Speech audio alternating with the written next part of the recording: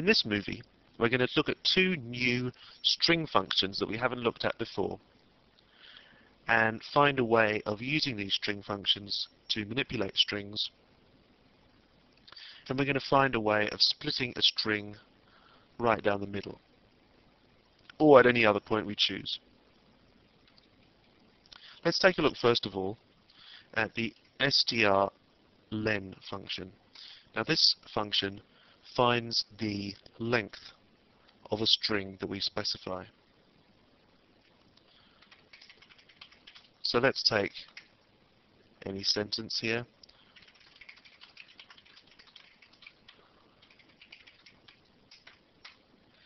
And if we use the strlen function, it just takes one parameter within the curved brackets, and that is the string that we wish to find the length of.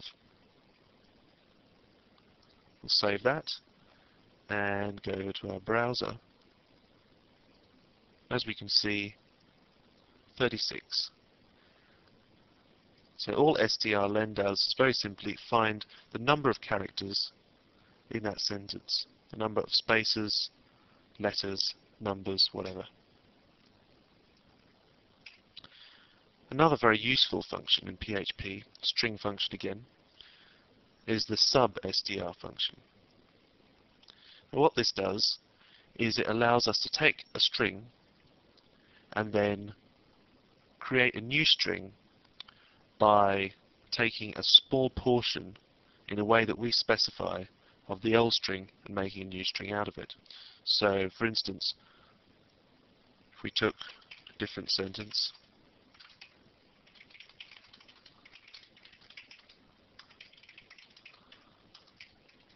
and then we use the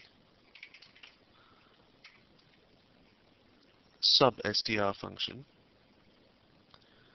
then we can split it up. The substr function takes three parameters, the first of which is a string that it's going to work on.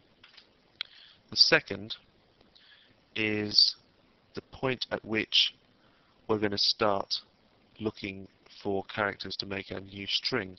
So let's say we start at 5, and the third parameter is optional. So let's see what happens if we just use the two parameters there, and we'll pop back here. As we can see, it starts with the word can, or more accurately, it starts with the letter C. If we go back here, we'll see that it's missed out T, H, I, S, and that first space there. And the reason that it starts with C is that counting from the beginning, T is character 0, we've got character 1 is H, we've got character I is character 2, then the S is character 3, that space will represent character 4, and then this C as character 5 starts our substring, and it returns this.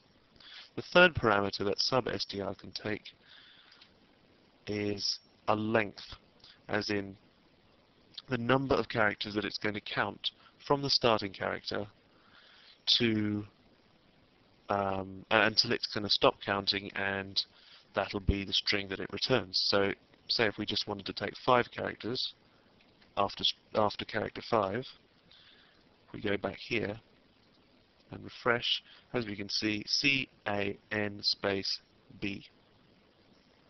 3 letters, a space, and a B. That makes 5 characters. So as we can see, the substr function is very useful for splitting up strings. It makes it very easy.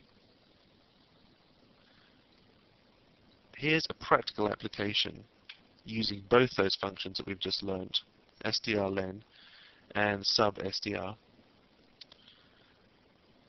And what we're going to do is we're going to find a way of dividing a sentence in half, in the middle, the exact center of the sentence. How are we going to do that? is, let's say we're just going to echo the two halves to the browser, and we're going to make sure that way that we've split it at the right place. So we can use sub-str